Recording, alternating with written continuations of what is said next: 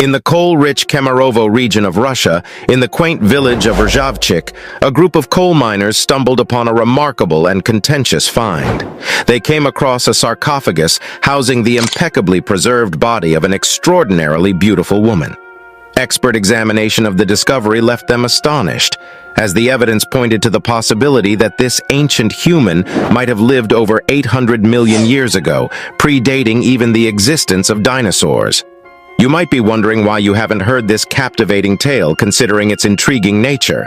Well, that's because the authorities took extensive measures to keep this discovery hidden from the public eye. Allegations abound that KGB operatives descended upon the village, meticulously erasing any traces of evidence related to the mentioned sarcophagus. Such actions have led to suspicions among many that the authorities are concealing the discovery due to its potential contradiction to Darwin's theory of evolution, a long-standing belief within the scientific community.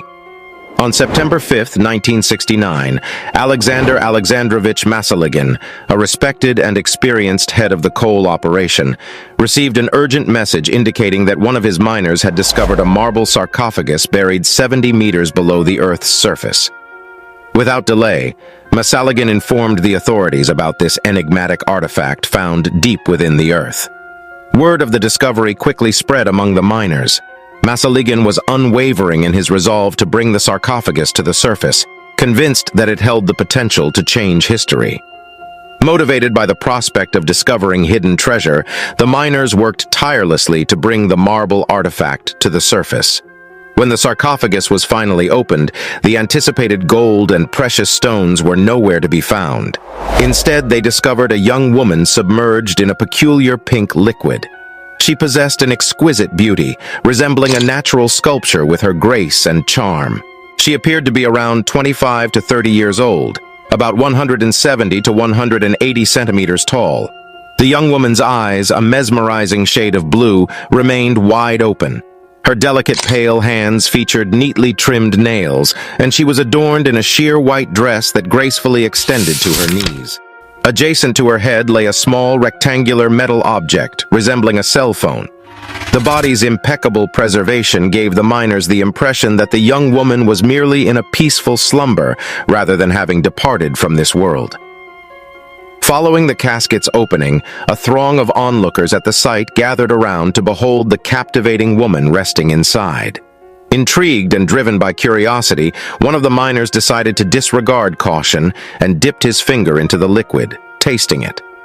The following week became a nightmarish ordeal for him as he gradually lost his sanity.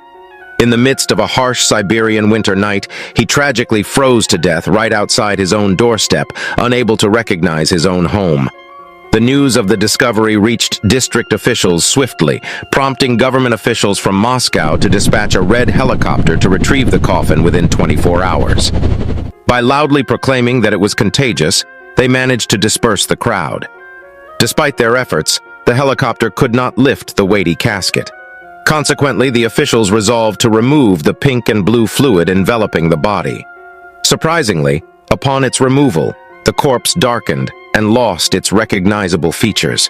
Subsequently, the liquid was once again poured, and the darkness rapidly began to fade away. Within a minute, a rosy hue returned to the cheeks of the deceased, and her entire body regained its former lifelike appearance. After sealing the coffin shut, a larger helicopter was dispatched to transport it. Furthermore, government agents in gray suits arrived at the site to impose a quarantine. The witnesses were gathered and placed in isolation for several days under the watchful eye of security operatives. Throughout this period, the witnesses were strictly instructed never to divulge any information regarding the peculiar discovery. A rather lackluster article about the discovery appeared in the local newspaper, leading everyone to believe that the story had reached its conclusion and further information would remain elusive. However, unexpectedly, the men in gray suits returned to the village and conducted searches of buildings and homes, confiscating all publications related to the article.